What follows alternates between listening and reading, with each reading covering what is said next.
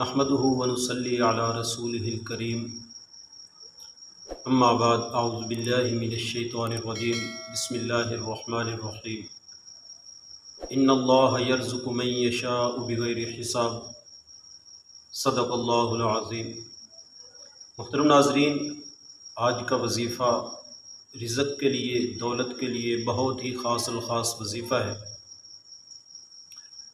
جو لوگ رزق کی وجہ سے پریشان ہیں، دولت کی وجہ سے پریشان ہیں، کاروبار کی وجہ سے پریشان ہیں، تنگ دستی کے عالم میں اپنی زندگی گزار رہے ہیں، گھر میں فاقے ہیں، لڑائی جھگڑے ہیں، غربت کی وجہ سے، روزگار نہ ہونے کی وجہ سے، کاروبار نہ چلنے کی وجہ سے، کسی کے پاس دکان ہے تو کاروبار ٹھپ پڑا ہوا ہے، چل نہیں رہا، دکان میں گاہک نہیں آتے، یا کسی کے پاس نوکری نہیں ہے، نوکری کی تلاش میں ہے، در در کی ٹھوکریں کھا کے تنگ آ چکا ہے، تو آج کا وظیفہ ان سب بہن بھائیوں کے لیے ہے جو رزق کی وجہ سے پریشان ہیں۔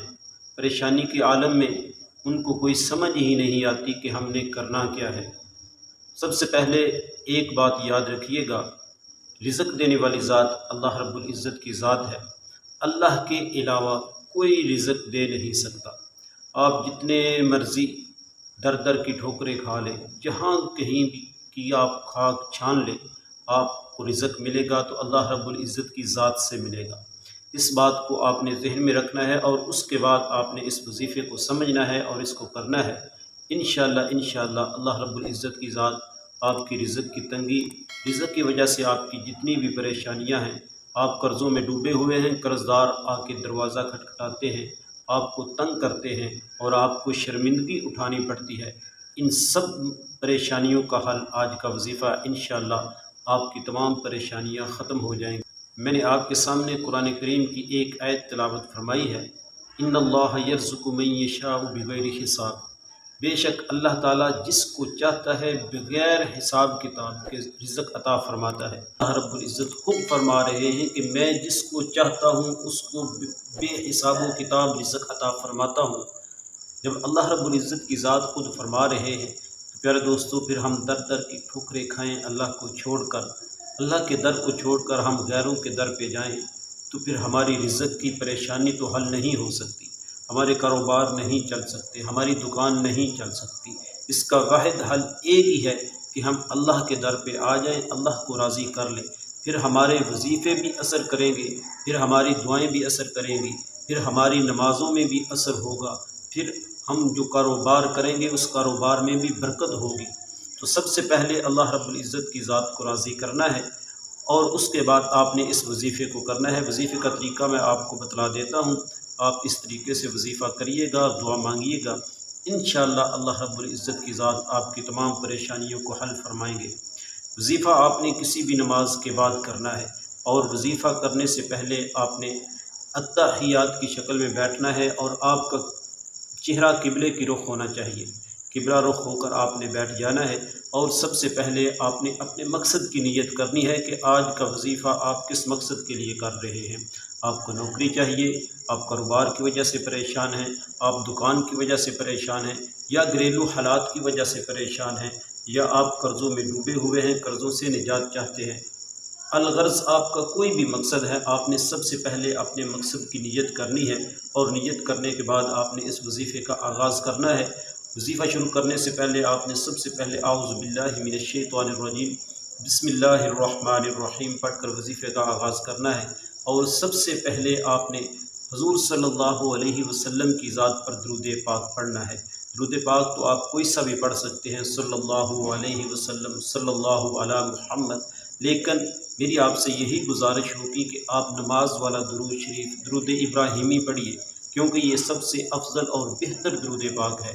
ایک بار ثواب کی نیت سے میرے ساتھ بھی پڑھ لیجئے، اللہم صلی علی محمد وعلی آل محمد کما صلیت علی ابراہیم وعلی آل ابراہیم انک حمید مجید، اللہم بارک علی محمد وعلی آل محمد کما بارکت علی ابراہیم وعلی آل ابراہیم انک حمید مجید۔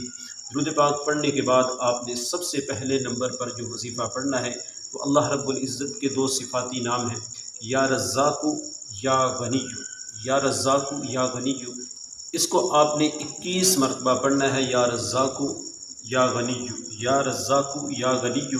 21 مرتبہ پڑھنے کے بعد آپ نے دوسرے نمبر پر جو وظیفہ پڑھنا ہے، وہ وظیفہ آپ نے اللہ رب العزت کا ایک اور صفاتی نام ہے، یا ذا الجلال والاکرام، یا ذا الجلال والاکرام۔ اس کی آپ نے ایک تسبیح نکالنی ہے، 100 مرتبہ آپ نے اس کو پڑھنا ہے، اور یا ذا الجلال والاکرام 100 مرتبہ پڑھنے کے بعد آپ نے تیسرے نمبر پر جو وظیفہ پڑھنا ہے وہ ہے اللہ رب العزت کا ایک صفاتی نام، یا لطیف، یا لطیف، بہت ہی پیارا نام ہے یا لطیف۔ اس کو آپ نے 41 مرتبہ پڑھنا ہے، اور آخر میں آپ نے قرآن کریم کی ایک چھوٹی سی صورت ہے، سورۃ الکوثر، جو رزق اور دولت کے لحاظ سے بہت ہی طاقتور ترین صورت ہے۔ آپ نے اس صورت کو ایک بار تلاوت سماعت فرما لیں۔ بسم اللہ الرحمن الرحیم، انا اعطیناک الکوثر فصل لربک وانحر ان شانئک هو الابتر۔ اس صورت کو آپ نے 21 مرتبہ پڑھنا ہے، اور اس آخر میں آپ نے پھر سے درود پاک پڑھنا ہے جو آپ نے عمل کے شروع میں پڑھا تھا۔ درود پاک پڑھنے کے بعد آپ کا عمل مکمل ہو جائے گا۔ اب آپ نے اللہ رب العزت کی بارگاہ سے مانگنا ہے، لینا ہے۔ اب لینے کا وقت ہے، اللہ رب العزت سے مانگنے کا وقت ہے۔ آپ نے ہاتھ اٹھا لینے ہیں، اور سب سے پہلے آپ نے اپنے گناہوں کی معافی مانگنی ہے، توبہ کرنی ہے سچے دل کے ساتھ۔ جب کوئی بندہ اللہ رب العزت سے معافی مانگتا ہے تو اللہ رب العزت کی ذات اس بندے پہ فخر کرتے ہیں، اور فرشتوں میں اس کا ذکر کرتے ہیں کہ دیکھو فلاں آدمی نے مجھ سے معافی مانگ لی، فلاں بندے نے مجھ سے صلح کر لی، فلاں بندہ میرے در پہ آ گیا۔ سچے دل کے ساتھ توبہ کیجیے، اور اس کے بعد جس مقصد کے لیے، جس حاجت کے لیے آپ نے اس وظیفے کو پڑھا ہے، اللہ رب العزت کی بارگاہ میں دعا کیجیے۔ انشاءاللہ اللہ رب العزت کی ذات آپ کو نوازیں گے، آپ کی پریشانی کو دور کریں گے۔ آپ کے جتنے بھی غم ہوں گے، انشاءاللہ اللہ رب العزت آپ کو غموں سے نجات عطا فرمائیں گے، اور آپ کو آپ کے مقصد میں 100% کامیابی عطا فرمائیں گے۔ اس کے ساتھ ایک چیز کا آپ نے خیال رکھنا ہے کہ 5 وقت کی نماز کی پابندی کرنی ہے، نماز کو نہیں چھوڑنا۔ نماز چھوڑیں گے تو اللہ رب العزت کی ذات ناراض ہو جائے گی۔ جب اللہ ناراض ہوگا تو میرے دوستوں، نہ وظیفے کام کریں گے، نہ تلاوتیں کام کریں گی، پھر کچھ بھی کام نہیں کرے گا۔ آپ بے شک تویز کروائیں، وظیفے کروائیں، اللہ کو راضی رکھنا ہے، اور اللہ راضی ہوتا ہے جو اللہ کے حکموں کو مانتا ہے۔ اس لیے آپ نے 5 وقت نماز کی پابندی کرنی ہے۔ انشاءاللہ آپ کے سارے مسئلے حل ہو جائیں گے۔ دعا ہے کہ اللہ رب العزت کی ذات میرا سنانا، آپ کا سننا اپنی بارگاہ میں قبول و منظور فرمائے۔ رزق میں برکت اور وسعت کے لیے اللہ رب العزت کے 99 ناموں میں سے کوئی سا بھی ایک نام کمنٹ میں ضرور شیئر کیجیے گا۔ اللہ تعالی ہم سب کا حامی و ناصر ہو، آمین یا رب العالمین۔